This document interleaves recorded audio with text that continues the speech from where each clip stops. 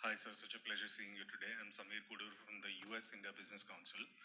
My question to you is, as you know, India today holds the presidency for the Global Partnership on AI.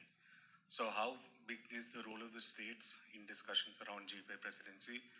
And what are the things as far as regional languages is concerned that you can perhaps put across to the central government in order to incorporate these ideas?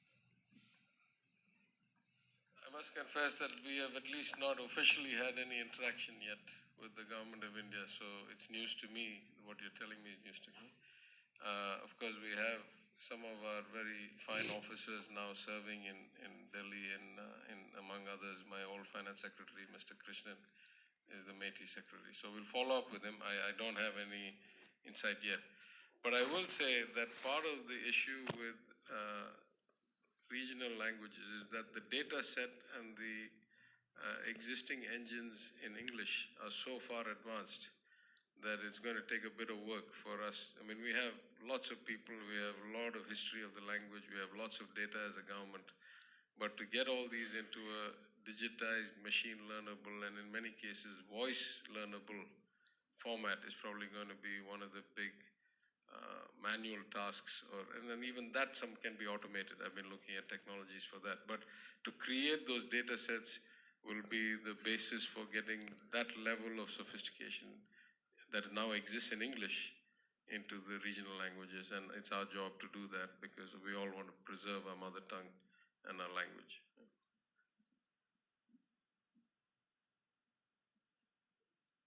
Hello, sir.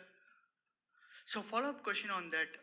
Is Tamil Nadu government taking any proactive measures here on your left? So is Tamil Nadu government taking any proactive measures? There are some instance of small startups leveraging.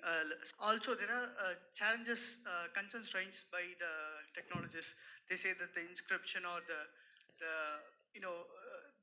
way the Tamil is in the internet, it is not easily be encoded into this machine language algorithms or what you call that in tokens. So is Tamil Nadu government working on any of these areas? I think we are broadly in the process of coming up with some incentive and support policies in the IT overall IT space, and certainly as IT&T CEO mentioned around specific areas like AI.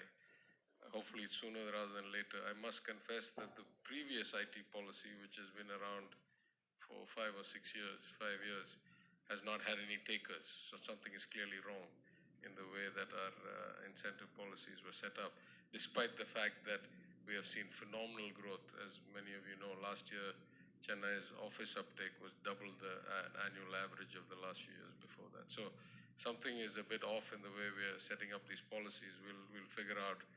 But in the case of AI companies, I think really it's about access to data, access to computing power, and then the basics of anybody else, to have a startup space, to have power, to have decent infrastructure.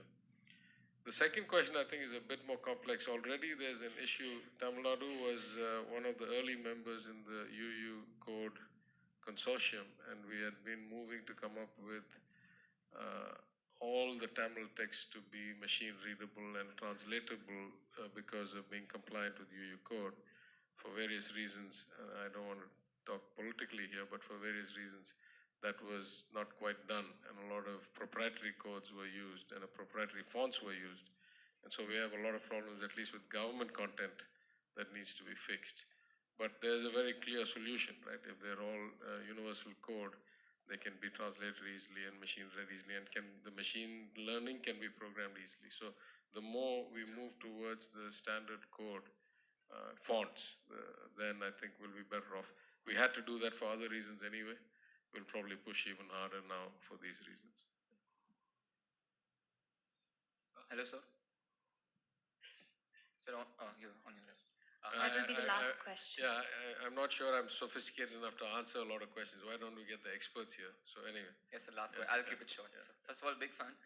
And we've read about how OpenAI uses a lot of water in its data centers. So if India were to develop one of its own.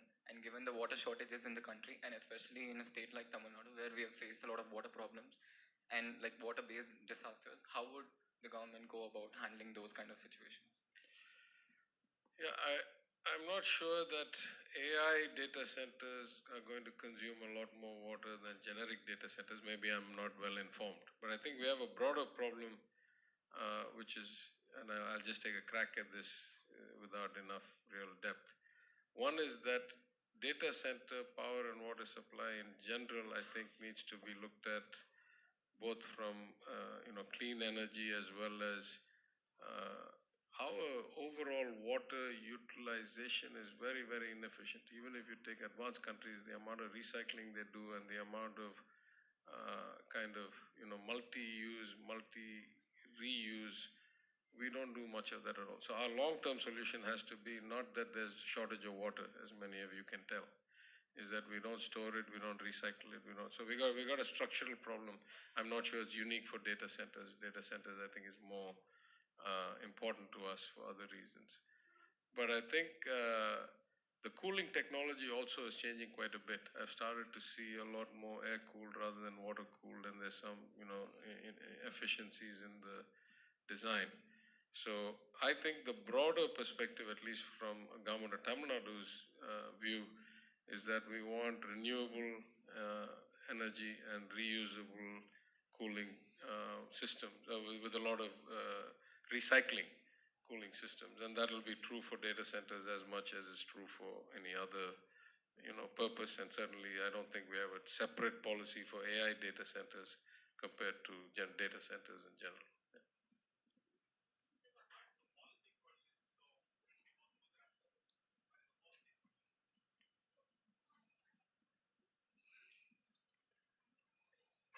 Hi, I'm Gopi Balasubramaniam. I'm a CEO of a German startup working on quantum computation.